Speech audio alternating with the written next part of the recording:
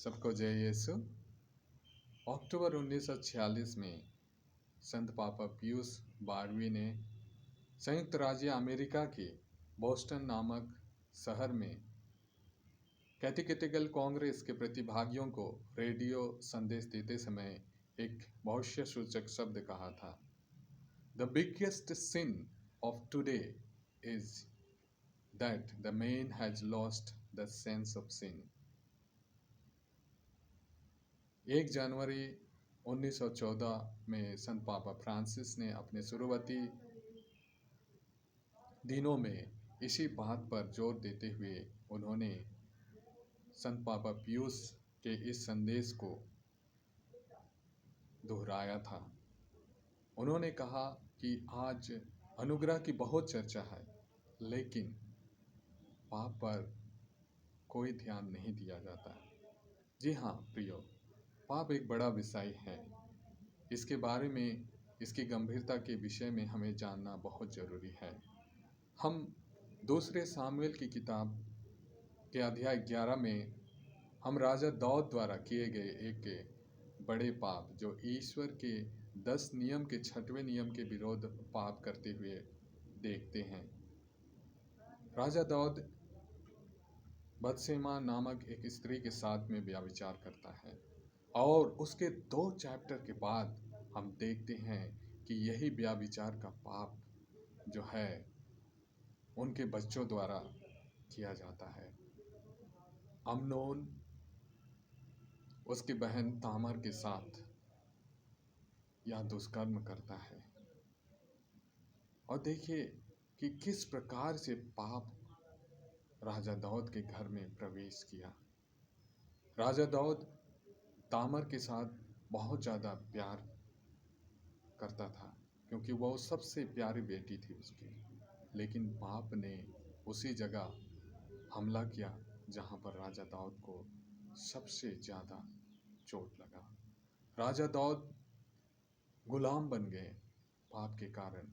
वो कुछ नहीं कर सकते थे अपने बेटे के विरोध। तब आगे हम देखते हैं कि अबसलोम जो तामर का बड़ा भाई था, उसने अपने भाई अम्नोन की हत्या कर देता है और भाग जाता है। तो ये सारी चीज़ें देखते हैं कि कैसे राजा दाऊद के परिवार में घुस आया, कैसे प्रवेश किया एक पाप की वजह से। और जब अबसलोम को ये बताया गया कि आपने अपने भाई की हत्या की है, इसलिए आपका पिताजी आपको नहीं छोड़ेंगे, तो अबसलोम क्या करता है, अपने पिता के विरुद्ध तलवार उठाता है और राजा दाऊद को महल छोड़कर खाली पैर भागना पड़ता है। और आगे हम देखते हैं कि एक जगह पर सीमाई नामक एक प्रजा है, जो राजा दाऊद की एक प्रजा है, वो उस पर पत्थर फेंकता है, उसको अभिशाप देता है, कर्ज देता है। तो यहाँ देखिए किस प्रकार से राजा दाऊद की हालत हो गई। उसकी प्रजा को अधिकार मिल गया उस पर पत्थर फेंकने का, उसको अभिशाप देने का।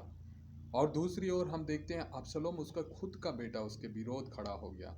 यानी राजा दाऊद पूरी तरह से गुलाम बन गए।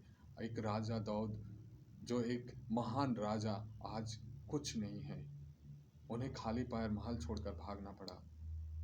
उसकी प्रजा उसे अभिशाप दे रहे हैं, उसका खुद का बेटा उसके विरोध खड़ा हो जाता है। तो पाप कितना भयंकर है। इसीलिए संत पौलुस कुरिन्थियों के लिखे पहले पत्र में अध्याय 10 और वचन 11 में कहते हैं कि यह सब दृष्टांत के रूप में उन पर बीता। आज हमें चेतावनी देने के लिए ये लिखी गई है, जो युग के अंत में विद्यमान रहेगा। जी हाँ प्रियो, जो पाप करता है वो पाप का गुलाम बन जाता है। इसलिए प्रभु ने संत यूहन्ना रचित सुसमाचार के अध्याय 8 और वचन 34 में कहा है, जो पाप करता है वो पाप का गुलाम है। इसलिए हमें पाप से गंभीरता के विषय में जानकारी होनी बहुत ज़रूरत है। यदि आज भी हम पाप को नहीं देखा, तो हमें क्रूसित यीशु को देखना है, उनके क्रूस मरण को देखना है, तभी हमें पाप की गंभीरता के विषय में जानकारी होगी। पाप ने किस तरह से हमारे प्रभु यीशु को मारा, उसे हमारे पापों के लिए तड़प तड़प कर मरना पड़ा। उन्होंने हमारे पापों को अपने ऊपर ले लिया ताकि हमें मरना ना पड़े। जय यीशु।